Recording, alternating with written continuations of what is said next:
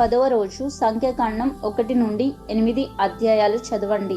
ఒక్కొక్క ప్రార్థన 21 సారి చేయండి.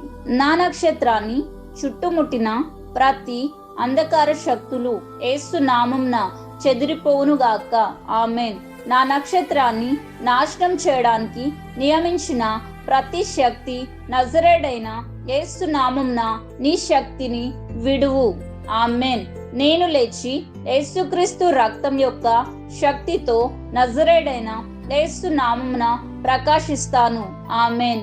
అసాధారణమైన విజయం యొక్క అభిషేకం నజరేయుడైన యేసు నామమున బలంగా నా మీదికి వచ్చునుగాక. ఆమేన్.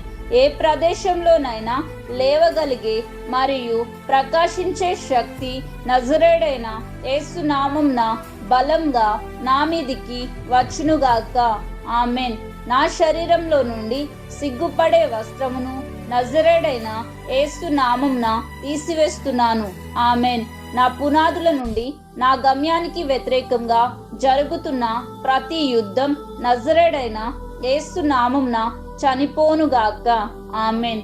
నా అభివృద్ధికి ఎదుగుదలకు వ్యతిరేకంగా నాటిన ప్రతి దుష్ట వృక్షమా నజరేయుడైన యేసు నామమున ఇప్పుడే చచ్చిపో. ఆమేన్.